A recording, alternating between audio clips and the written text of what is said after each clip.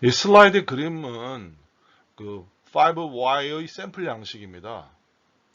그래서 상단에 이 문제정의 문에 기술된 문제의 근본 원인을 수록하고 이걸 이 문제를 정의하고 여기다 그리고 이 문제의 근본 원인을 찾아가는 양식이 되겠죠. 그래서 각 열에 그 원인이 되는 Y의 어떤 서브 Y들을 쭉 이렇게 분화해서 기술하고 이걸 분석한 다음에 결국 오른쪽에 근본 원인과 함께 재발 방지 아이디어도 이렇게 수록하게 되어 있습니다. 그래서 이 방법론은 이제 피시본 다이어그램과 그 문제 원인을 찾는데 어떤 서로 다른 시각적 템플릿을 사용하여 접근하지만 그 개념은 동일하다고 할 수 있죠. 그래서 어떤 문제가 있다. 우리 피시본에서 문제. 그러면 요게 근본적인 원인들을 이렇게 밝혀내고 이렇게 그리고 그 원인에 대한 것들을 이렇게 쭉 서브 이유들을 쭉 이렇게 서술하는 게 이게 피시본 다이어그램 아니겠습니까? 그래서 이러한 기본적인 그 문제의 원인을 찾는 방법으로는 이러한 피시본 다이어그램도 우리가 살펴본 바와 같이 그렇고 또 지금 보는 5Y 이런 분석 방법도 이용될 수 있는 거죠. 그래서 이 방법하고 또 유사한 게 맥킨지에서 제시한 이슈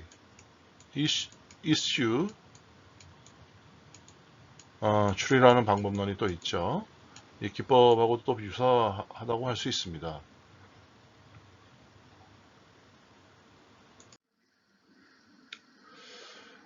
이 미래 목표 프로세스 모델링의 서브 단계로서 네 번째 단계가 대안 설계 단계입니다. 이 단계에서는 이제 프로세스 성과 형성을 위한 대안을 설계하는 그런 단계라 할 수 있습니다. 그래서 제안할 대안은 크게 프로세스 향상을 위한 대안과 관리 시스템의 향상을 위한 대안 이렇게 나누어질 수 있습니다. 그래서 대안 설계는 프로세스 개선 활동에 참여한 실무자들의 아이디어로 이루어질 수도 있고요. 또 벤치마킹으로 학습된 내외부의 모범 사례를 통해서도 이루어질 수 있습니다. 그래서 창의적이고 혁신적인 사고의 발상을 위해 기존의 모델을 벤칭하기보다 타사의 사례를 또 무시하고 트리즈와 같은 기법을 사용하기도 합니다. 트리즈 뒤에서 또 우리가 살펴보게 될 겁니다. 그래서 세상에 없던 제품을 만들어낼 때는 배치마킹이 의미가 없다고 믿는 기업이 있습니다. 그래서 애플과 허먼 밀러 퍼니처 등이 이제 그러한 주장을 하죠. 근데 이 슬라이드에 보시면 이제 소프트웨어 엔지니어링에서는 문제 해결 방식을 그림과 같이 어떤 순공학, 또 역공학, 제공학이라는 이 세 가지로 구분하기도 합니다. 그래서 마찬가지로 프로세스를 최초로 설계하는 것은 이제 우리가 순공학에 해당되겠죠. 반면에 이제 프로세스 개선은 이러한 역공학이라든가 제공학이라든가 재구조화 이러한 로 설명할 수 있습니다. 그러니까 순공학은 이제 처음에 프로세스를 설계하는 그런 접근이겠죠. 그래서 여기서 이제 역공학적 접근이라는 것은 원래 있던 건 이제 뒤돌아가는 거죠. 그래서 초기에 설계된 프로세스와 다르게 구현된 프로세스에 주목하는 방식입니다. 그래서 설계된 프로세스와 달리 예외 사항이 자주 발생하여 실무자들이 임의로 개정한 프로세스를 표준 프로세스로 수용하는 그런 접근 방법이라고 할 수 있습니다. 반면에 이제 제공학적인 접근 방법은 기존의 프로세스를 리모델링하는 작업이죠. 그래서 새로운 기술이 도입됐거나 전문가의 참여, 또 법규와 외부 환경의 변화에 따라 새로운 조직이 생겨나거나 프로세스 재설계가 일어나게 될 때 이러한 재공학적인 접근 방법이 활용되는 겁니다. 또 재구조화 접근이 또 있어요. 이 재구조화 접근. 그래서 이 프로세스 개선의 재구조화에는 이제 조직의 단순화가 포함되는데 이 조직이 줄어들면 프로세스가 단순해지고 조직 간의 교류도 줄어들게 되죠. 그래서 그러한 과정을 이제 이 재구조화로 접근을 해서 이제 프로세스를 개선하게 되는 겁니다.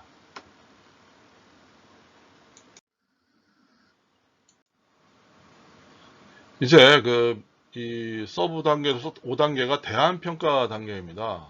사실 이 앞에서 우리가 찾아낸 대안들은 그 대안을 직접 실현하기 전에는 사실 그 가설이라는 것은 이제 궁극적인 효과를 알 수가 없죠. 사실은 단지 효과에 대한 예측만 할 뿐이죠. 근데 이제 이렇게 그 복수의 대안이 있을 때, 그리고 대안이 또 하나도 아닙니다. 여러 개가 이제 대안이 떠오르겠죠.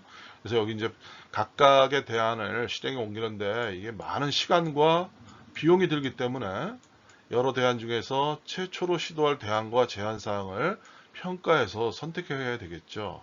이 선택을 잘 해야 됩니다. 그러니까 평가하고 이제 대안이 어떤 효과를 주는지 그런 효과 평가를 하고 또 효율 평가를 한 다음에 어느 것이 좋을지 이제 이걸 이제 선정하게 되는 건데, 이게 제안의 주체가 이제 제안 뭐 각 프로세스 이런 부분 개선돼야 됩니다 하고 대안들이 이렇게 쭉 나왔을 때 이게 뭐 주체가 요거를 제시한 사람들이 다 다를 수가 있죠. 이럴 때 이거 만약에 여기가 선정됐다 그러면 이게 어떻게 되겠어요?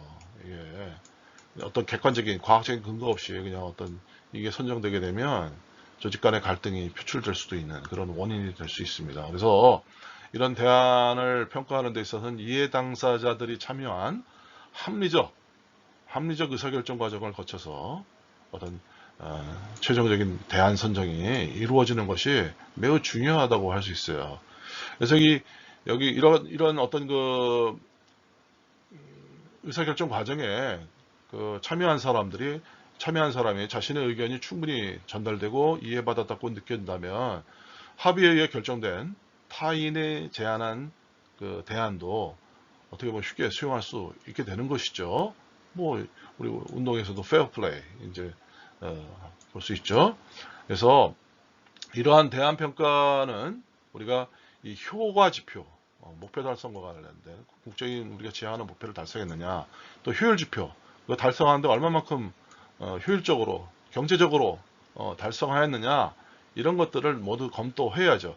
대안 각각에 대해서, 대안 ABC가 있다면 대안 ABC에 대해서 ABC 이런 세 가지가 있다면 그런 대안들별로 이런 부분들을 성과와 관련해서는 고객 만족도가 얼마 쳤냐, 또 프로세스 성과는 얼만큼 향상시켰냐, 사이클 타임은 얼마큼 줄였냐, 불량률은 얼마큼 줄였냐, 비용 절감 작업 레벨은 어떠냐, 이런 것들, 이런 성과 항목과 관련된 부분에서 효과를 체크해야 되죠. 또 구현 항목에서는 비용, 소요 시간, 영향도, 시스템 필요사항 이런 부분들을 다 평가 항목으로 해서 이 부분들을, 이 대안들을 하나하나 검토하고 비교해서 선정하게 되는 거죠.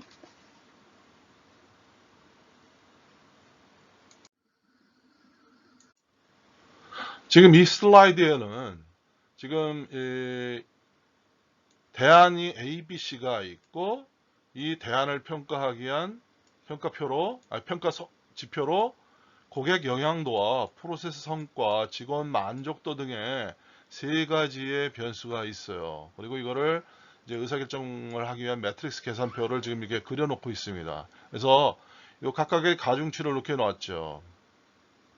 이 성과 지표별로, 평가 지표별로. 그래서 이것을 이제 평가하게 되면 우리가 이제 요거 평균을 구한다. 예를 들어서 이런 이 성과 지표에 대해서 측정값을 다 이렇게 대안별로 그 지표의 값을 다 측정해서 수치화한 것이 이제 이렇게 표시가 되어 있는 거죠.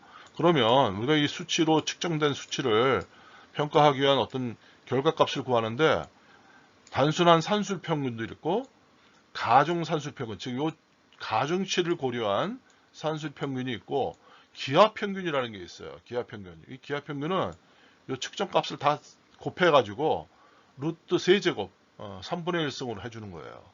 이제 그러한 방법이 있습니다. 그래서 하나하나 볼게요. 먼저 산수 평균을 하게 되면 0.545에서 9.5에서 나누기 3 하는 거죠. 3.2가 되고 2, 3, 4는 9가 돼서 3.0이 되고 4, 3, 1.5면 3으로 하면 8.5가 돼서 2.8이 되죠. 그러면 산술 평균으로 했을 때 이 세 개의 평가 지표의 측정값에 산술 평균을 했을 때는 이 A안이 최고 점수를 받네요.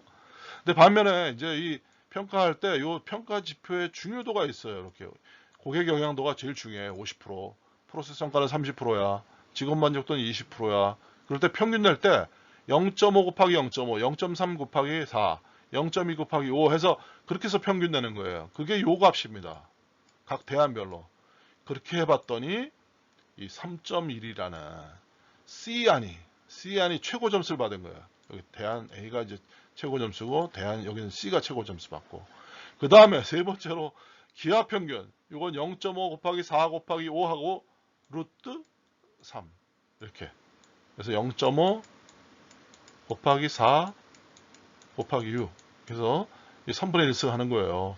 이렇게 해보니까 이건 두 번째 안 대안 B가 최고 점수를 받았네요.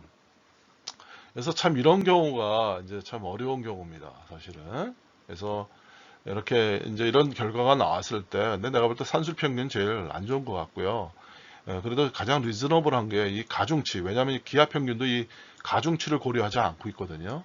근데 이 가중 산술, 즉 우리가 이 측정치가 얼마만큼 중요도를 갖는지 이 부분. 그래서 사실은 기하 평균 할 때 이 가중치하고 곱해가지고 그거를 세제곱을 한 어떤 또 다른 방법으로도 그러니까 가중치를 고려한 기하 평균 그것도 한번 또 계산할 볼 필요가 있는 것이죠. 그래서 사실은 우리가 이 기하 평균까지 가지 않다면 우리가 가중산술 평균에 의한 대안 C가 선정되는 것이 내가 보기에는 어떤 합리적이지 않을까 이제 그런 생각을 합니다. 근데 어쨌든 이런 이해 당사자들이 이런 어떤 계산식에 갖는 의미를 이해하고 또 어떤 것을 이용해서 의사결정을 해야 될지 이런 것들을 충분히 협의하고 그에 따라서 대안이 선정된다면 이 의사결정에 참여하는 모든 사람들이 이해하고 받아들일 수 있는 것이 되겠죠.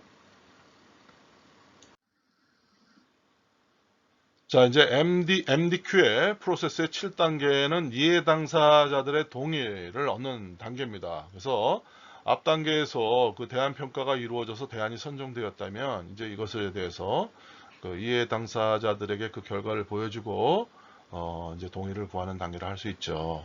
그래서 일단 품위서가 작성되면 주요한 이해 당사자들의 라인 관리자들과 1대1 대면 간담회를 갖는 것이 바람직합니다. 그래서 여러분이 작성한 계획서를 바로 그냥 임원회에 처음 보여줘서는 안 되고요.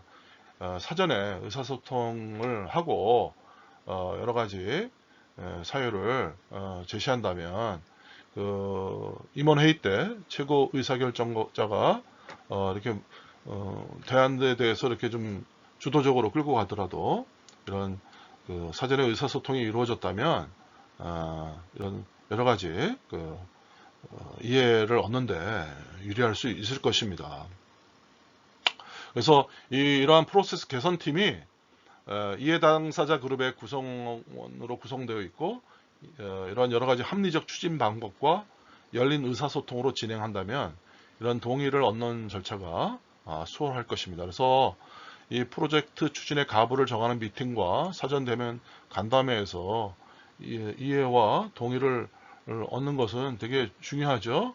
그래서 어떤 고객 요건의 이해와 합의 획득, 또 주요한 산출물과 성과에 대한 동의, 개선 우선순위의 선정 등에 대한 동의, 그리고 프로세스의 변경 사항과 이에 따른 고객 영향 품질 보증의 절차 및 측정 방법 변경, 또 프로세스 개선이 달성될 근거의 제시와 주요 고려사항의 검토 여부, 또 장단기 성과 목표, 또 이에 대한 합의와 사인, 라인의 지원 약속과 책임 소재에 대한 동의 이런 부분들을 사전에 잘 관련 이해 관계자들과 협의하거나 의논을 해서 동의를 얻어야 되죠.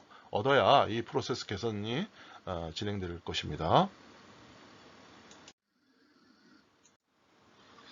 그래서 이제 프로세스 개선 단계의 마지막 단계가 개선 방안을 확정하는 단계입니다. 그래서 이렇게 완성된 내용을 모두 묶어서 최종 프로세스 개선 계획서를 완성하게 됩니다.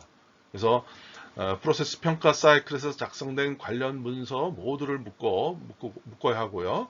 그리고 문서는 실무자 작업 문서와 경영자를 위해 핵심 내용을 정리한 연구 보관 문서로 구분하는 것이 좋습니다. 그래서 이 문서는 사내 클라우드 서버에 보관하고 문서 보안 정책에 따라 공유하며 또한 최신 버전을 유지해야 합니다.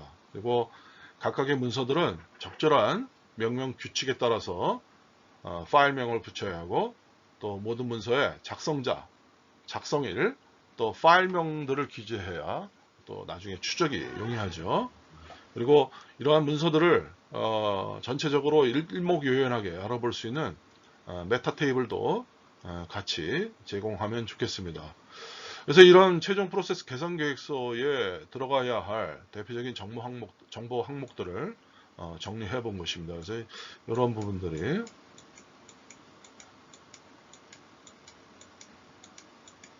마치 뭐 제안서 같은 그런 생각이 드는데, 이런 내용들을 담는 최종 프로세스 개선 계획서가 완성이 되는 것입니다.